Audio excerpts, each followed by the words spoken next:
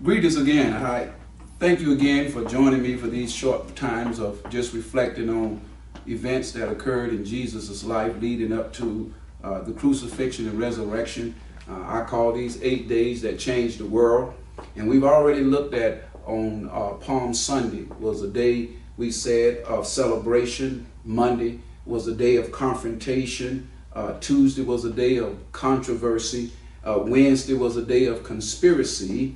And Thursday was a day of consecration. And so now we're here at Friday. Friday would be a day of consummation. This is the day Jesus is taken on trial and he goes through various courts, Sanhedrin, he goes through Pilate and Herod. And also this is the day where they places Jesus on the cross. And so I want to read Luke's gospel in Luke 23:33 through 43. And it reads like this. When they came to the place called the Skull, they crucified him there along with the criminals, one on his right and the other on his left. Jesus said, "Father, forgive them, for they do not know what they are doing." And they divided up his clothes by casting lots. The people stood watching, and the rulers even sneered at him. They said, "He saved others. Let him save himself, if he is God's Messiah, the chosen one." The soldiers also came up and mocked him. They offered him wine, vinegar, and said, "If you are the king of the Jews, save yourself." There was a written notice above him which read, "This is the King of the Jews."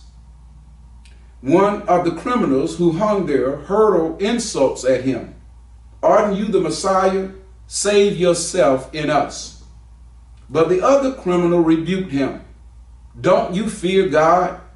He said, "Since you are under the same sentence, we are punished justly, for we are getting what our deeds deserve. But this man has done nothing wrong." Then he said, "Jesus, remember me when you come into your kingdom." Jesus answered him, "Truly I tell you, today you will be with me in paradise."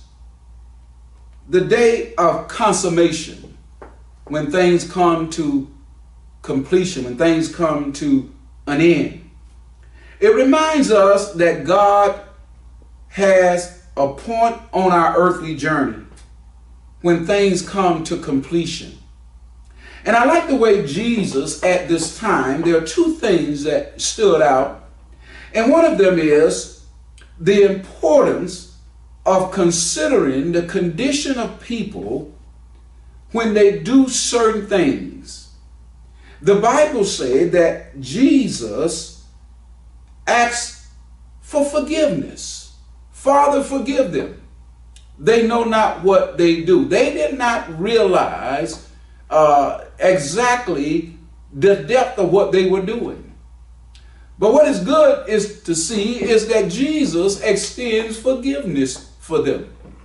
Sometimes people try to debate who was it that crucified Jesus, whether the Jews or whatever. It really doesn't matter, because he releases them through forgiveness. You see, when God forgives us, that no longer is held to our record. When God forgives us, we are released from the guilt, the bondage, and any other negative aspect of that experience. So Jesus gives forgiveness. Another thing I noticed is that Jesus extends mercy.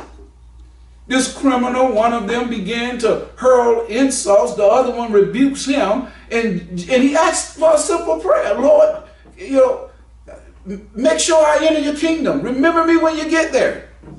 And Jesus assured him, "You will be with me in paradise." Forgiveness and mercy on this particular day of consummation.